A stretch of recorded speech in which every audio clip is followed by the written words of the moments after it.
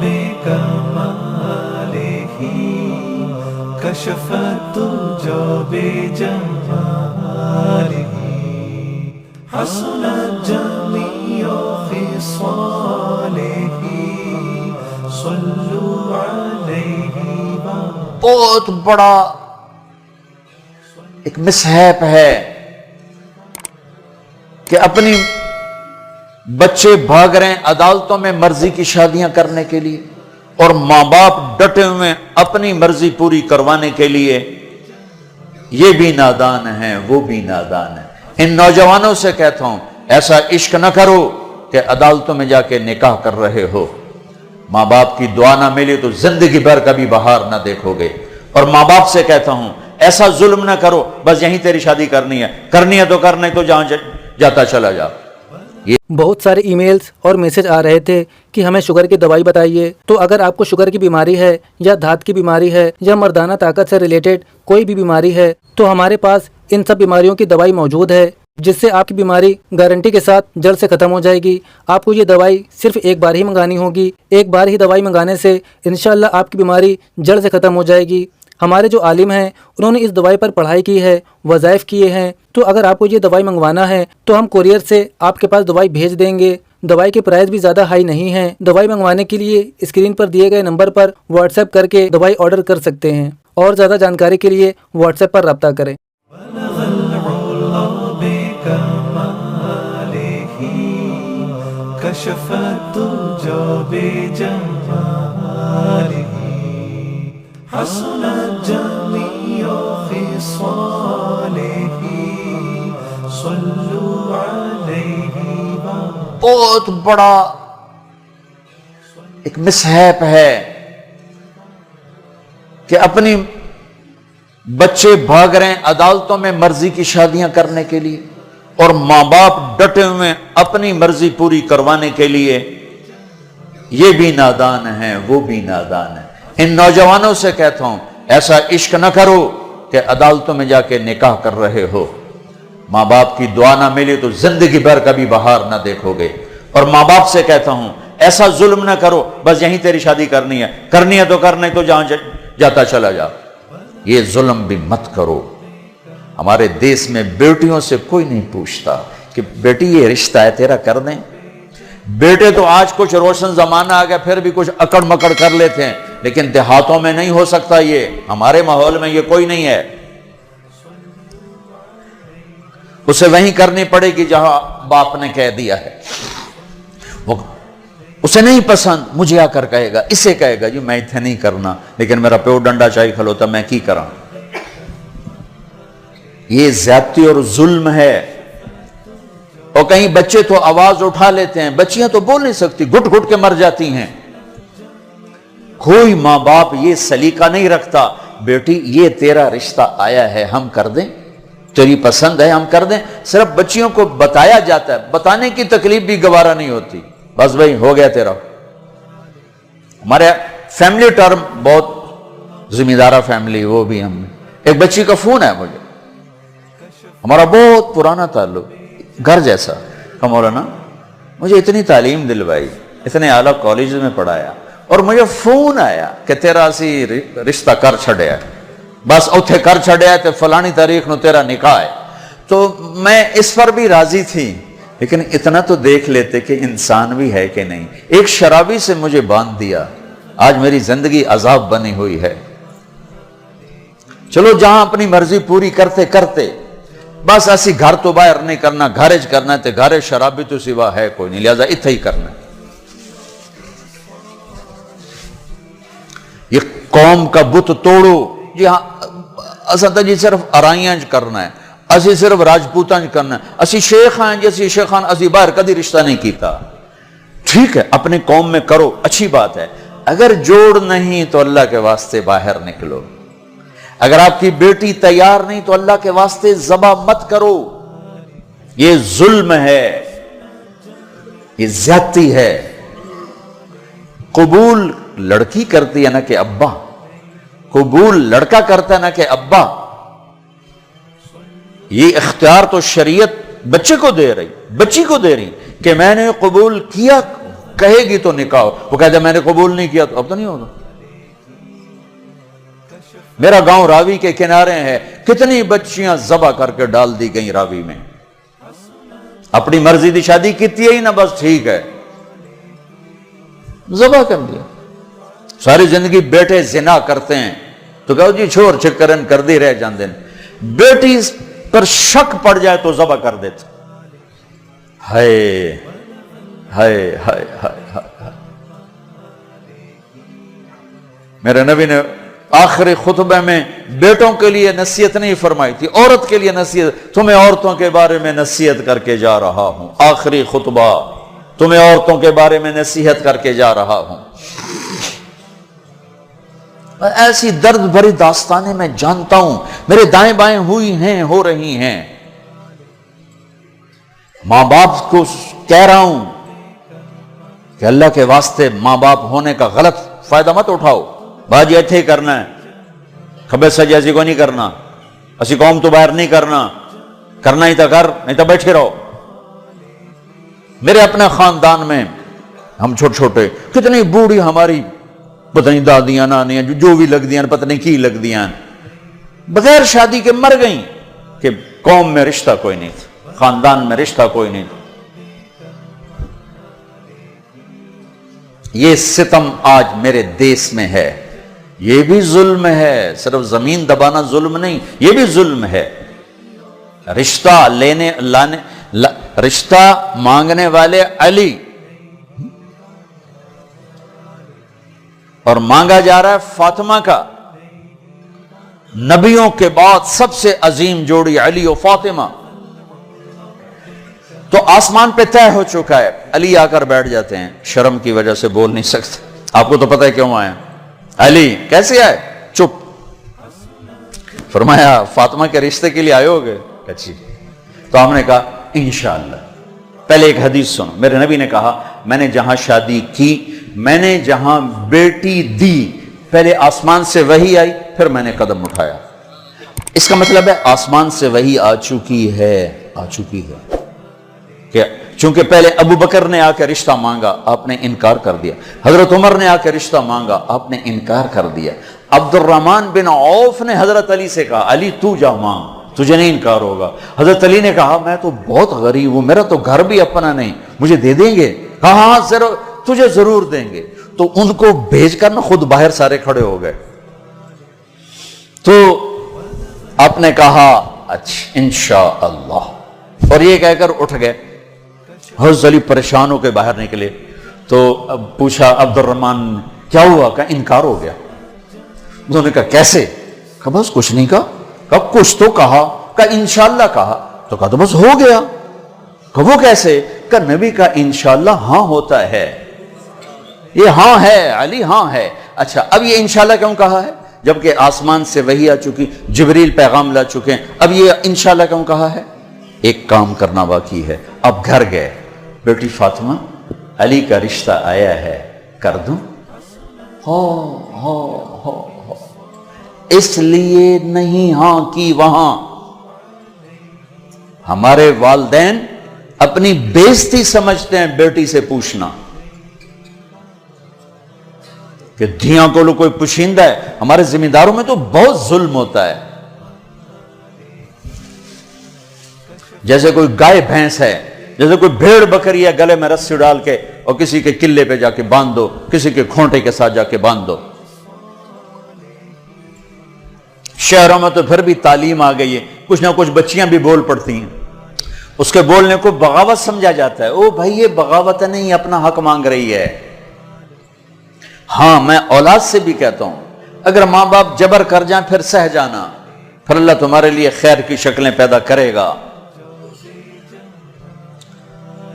باغی ہو کے قدم اٹھاؤ گے تو تباہی ہے.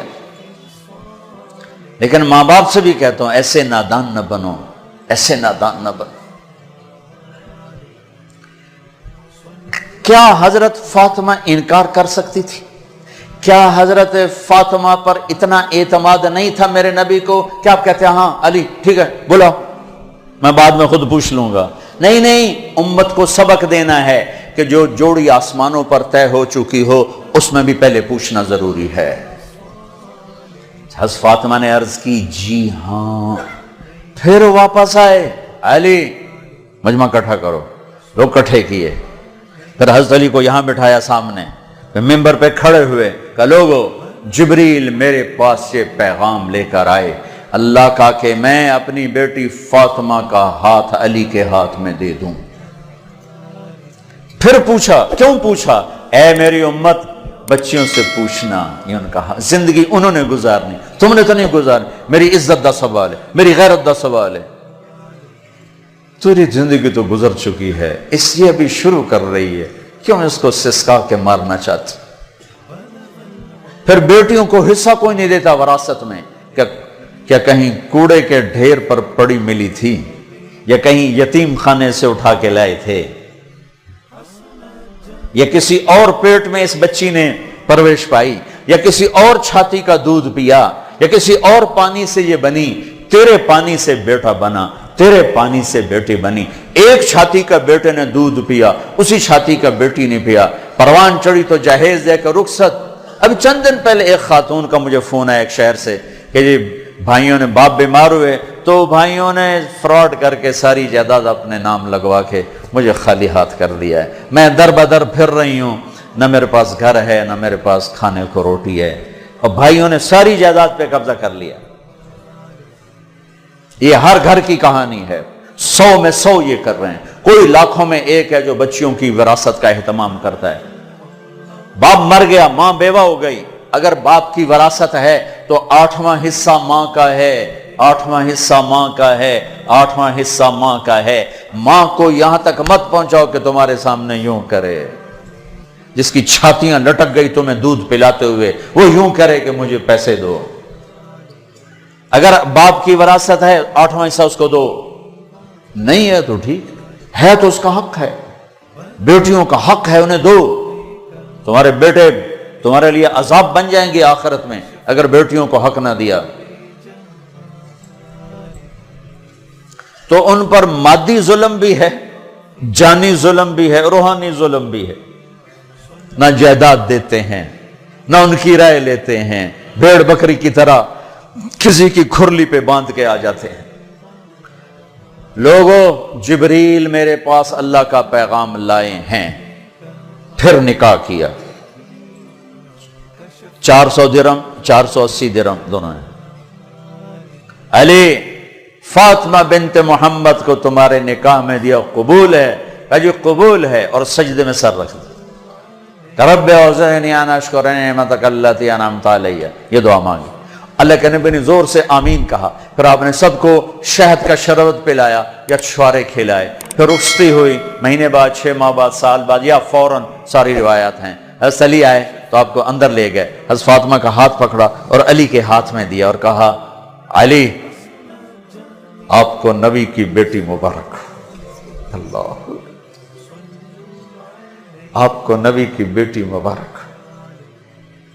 پھر فرمایا میری بیٹی، مجھے اپنے خاندان میں جو سب سے زیادہ محبوب تھا میں نے تیرا ہاتھ اس کے ہاتھ میں دیا ہے، جن کے فیصلے آسمان سے ہو چکے ہوں اور جبریل آ کے سنا رہا ہو، وہ پہلے پوچھنے جا رہے ہیں بیٹی کر دوں؟ ہماری کون سی یہ غیرت ہے، یہ کون سی عزت ہے؟ خاندان سے باہر اچھا رشتہ ملے کرو، خاندان کے اندر ملے وہ بہتر ہے، وہاں کرو۔ لیکن اگر خاندان میں جوڑ نہیں، باہر دیکھو، یہ ارائیوں کا بت توڑو، راجپوتوں کا بت توڑو، شیخ پٹھان بٹ جٹ پتہ نہیں کی کچھ بنائی پھر دن گرم مسالے، یہ بت توڑو، ان سے باہر نکلو۔ میرے نبی نے 2 بیٹیاں بنو امیہ کو دی جن سے ٹکر ٹکر ٹکر ٹکر۔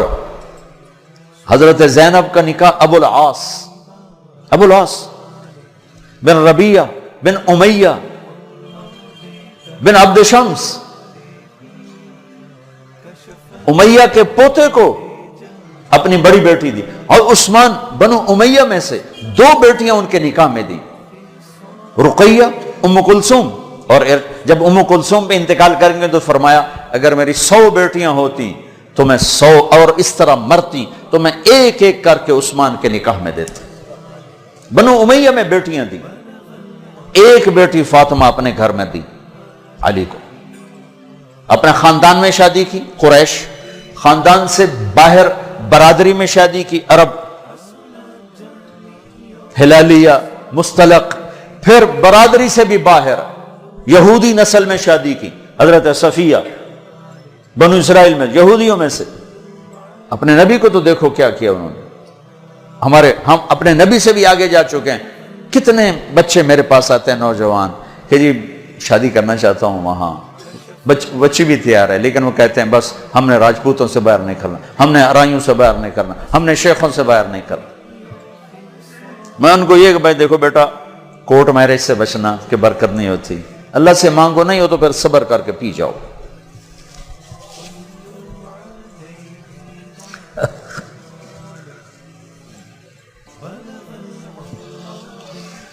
اچھا بھائی بس کریں. تو یہ ایک خوبصورت زندگی ہے جس کو سیکھنے کی ضرورت ہے. یہ تبلیغ میں جانا، اس کو سیکھنا ہے. یہ وہ زندگی کے وہ مسائل ہیں جو عام طور پر ممبر سے بیان نہیں ہوتے، عام طور پر ان کو نہیں سامنے لایا جاتا، جس کی وجہ سے ہم ایسے الجھے پڑے ہیں. میں آپ کی منت کرتا ہوں، اپنے نبی کی پاکیزہ سیرت سیکھو، زندگی سیکھو، قرآن پڑھو، سیرت پڑھو، علماء سے رابطہ رکھو، علماء کو عزت دو، ہر فرقے کے عالم کو عزت دو. آپ سے اختلاف کرے، آپ کو برا بھلا کہے، عزت سے سلام کرو، محبت کرو. تبلیغ میں وقت لگاؤ تو انشاءاللہ آپ کی زندگی کے روشن باب کھلتے چلے جائیں گے، کھلتے چلے جائیں گے. اور وہ چلہ 4 مہینے کے لیے تو جس کے نصیب میں ہوگا وہ نکلے گا. لیکن ایک مطالبہ میں ہر بیان کے آخر میں کیا کرتا ہوں، وہ اب بھی کر رہا ہوں کہ ماشاءاللہ اکثر نوجوان کھڑے ہو بیٹھے ہو، پیچھے بھی گراؤنڈ میں لوگ بیٹھے ہوئے ہیں. میں آپ سب سے توبہ کی تشکیل کروانا چاہتا ہوں کہ آؤ ہم سب مل کر اجتماعی توبہ کر لیں کہ توبہ سے اللہ خوش بڑا ہوتا اور پچھلے سارے گناہ معاف ہو جاتے ہیں. تو کیا خیال ہے، توبہ کرنا ہے؟ تو توبہ کرتے ہو، پکی کرتے ہو؟ کہو میرے ساتھ، یا اللہ میری توبہ. پھر کہو یا اللہ میری توبہ. پھر کہو یا اللہ میری توبہ. مبارک مبارک مبارک.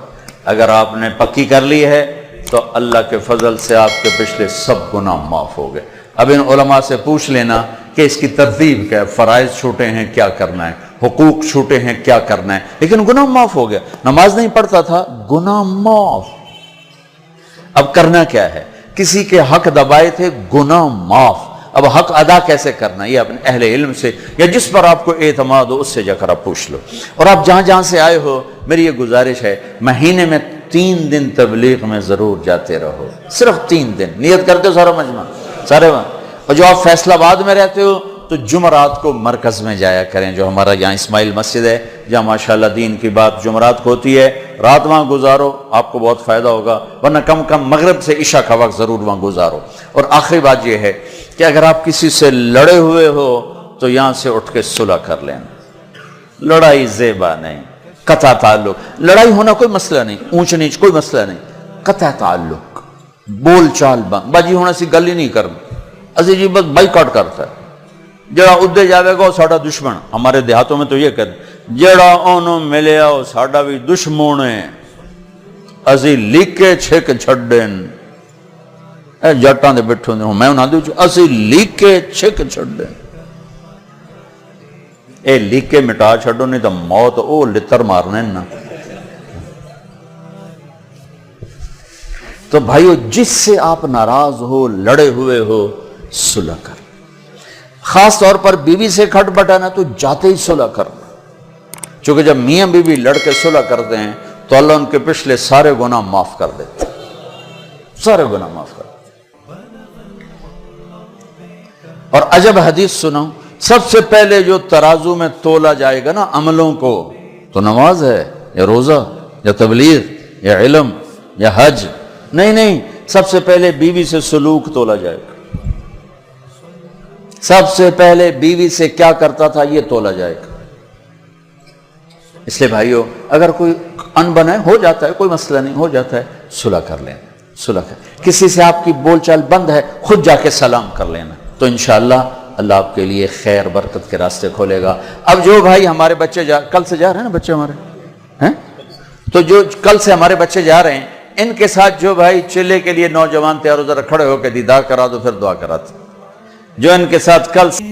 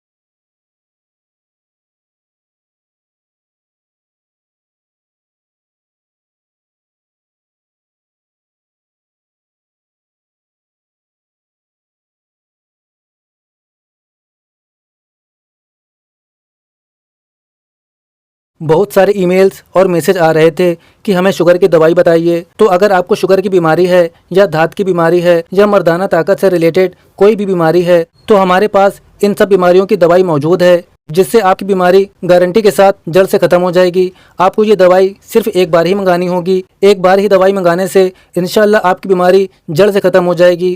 ہمارے جو عالم ہیں انہوں نے اس دوائی پر پڑھائی کی ہے، وظائف کیے ہیں، تو اگر آپ کو یہ دوائی منگوانا ہے تو ہم کوریئر سے آپ کے پاس دوائی بھیج دیں گے۔ دوائی کے پرائز بھی زیادہ ہائی نہیں ہیں۔ دوائی منگوانے کے لیے اسکرین پر دیے گئے نمبر پر واٹس ایپ کر کے دوائی آرڈر کر سکتے ہیں، اور زیادہ جانکاری کے لیے واٹس ایپ پر رابطہ کریں۔